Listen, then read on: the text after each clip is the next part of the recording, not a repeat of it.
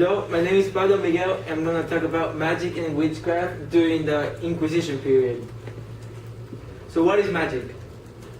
According to the Merriam-Webster dictionary, magic is the art of a purportedly manipulated aspect of reality either by supernatural means or through knowledge or unknown occult laws. Well, magic, we can say magic is the no rational explanation. There is nothing to explain about magic, it only happens according to the magic. But magic is not the same as the feelings that people have, like love, the happiness, sadness, etc. How magic is defined? Well, the magic will be a way of thinking that pervades the thinking and sometimes the individual's life. Magic, we can say that it's the same as witchcraft, because the witchcraft practices magic to become a witch or a wizard. In this case, if a man. In many modern inventions are magic to primitive society and supply capability sought by the ancient wizards. The theory of reality is the origin of the ritual gestures, beliefs, and the lifestyle. One of the branches of magic is magical thinking. What is magical thinking? How can we define it? Well, magical thinking consists of certain beliefs that are unprovable in logic, based on the physical perception of one individual. This is influenced by other people, and it has two types of magic. There are two types of magic thinking. One is called occultism, and the second is called esotericism. Magic in witchcraft in magic. Well, the definition of witchcraft is the set of beliefs, skills, and activities attributed to a certain person that called witches, with magical abilities for causing harm.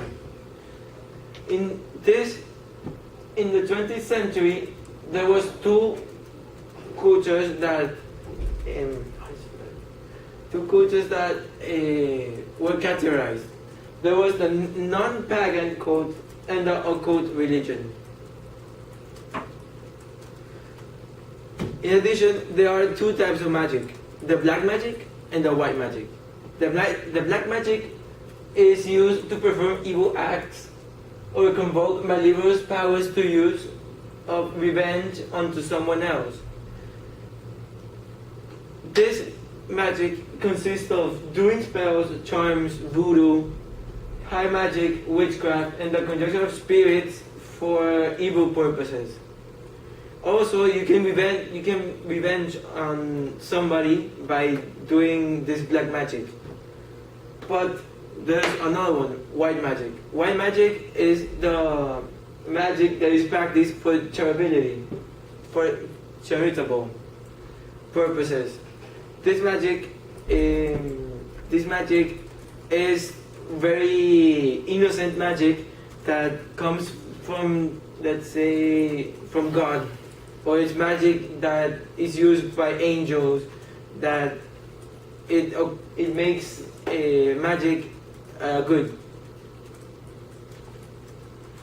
So during the Inquisition, there was a 30-year war. It was about the prosecution and the punishment to the people that were said or seen as a witch or a wizard, if it's a man. There was a mass of killing, looting, and terrible fines, and came to be in accident cannibalism. Catholic leaders that wanted to reconquer territories.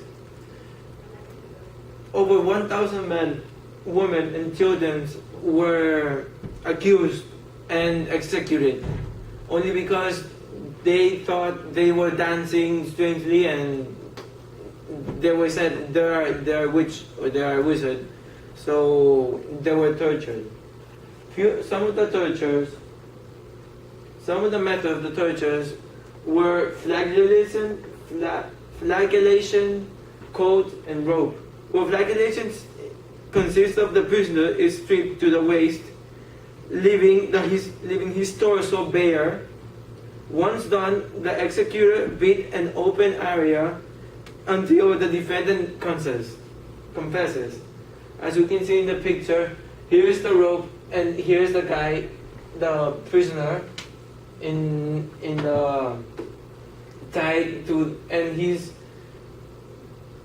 striped in his back until he confesses that he's a witch, and later he's killed, or if not, he dies because he didn't confess. The second was the code. The code consists of a table. It was a table or a conference. In many cases, it was supported on the defendant and his hands and feet tied by the rope that were stretched by means of lath. Progressively tightens the rope according to your answer. So it was the second one. Here, you can see how the defendant is suffering because it's turning the backwards. So eventually, if you go round and round, you're gonna die eventually. The third one is the rope one. The rope one consists of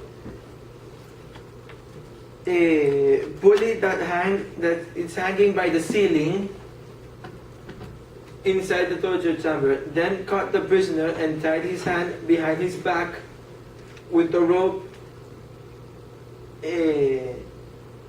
And then he was pulled up 2 or 3 meters up, like here, and then he was thrown down like very violent, and they did it very repetitively until he confesses or he dies by trying to confess, by not confessing. Another torture is the coal. The coal is they burned this coal, and it was like 300 Fahrenheit hot, very hot, and they apply it in the sensitive areas of the prisoner until he confesses or dies of didn't confess. The fifth is the boot. The boot consists of 2 boards that were attached by the calves of the accused and being tightened of the tourniquet and were pressed to make the bone crack. The goat was about the prisoner got washed his feet, and the goat licked his feet until a lot of times until he gets an infection, harm, and there was no Medicare products to cure him, and eventually, or he dies of infections, or he couldn't walk no more. And the last one is the water one, that they put a tunnel in your mouth, and they put big amount of water. You have to drink it, and if you don't drink it, you're drowned and you die. So another influence that contributed over the history, it was the literature. Well, there was a big influence in Europe of the literature people. Between the 15th and 17th century, there was 2 books that were really important One of them was the Crucibles. It talks about how magic, how witchcraft and witches and how witches and how witches are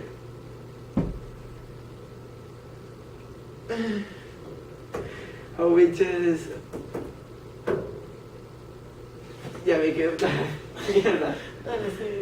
and there's another story and the second one is the story of beliefs and religious ideas by Mercy Lead. It was one of the readings that we read from the class, Magic, Witchcraft and Religion. In conclusion, it has a big influence over. It has a big influence over in this world. There was a lot of corruption, and there was a big chaos in the Middle Ages because a lot of people were dying. And there was only information through myth and literature. And that's it. Thank you very much. I hope you liked my presentation, and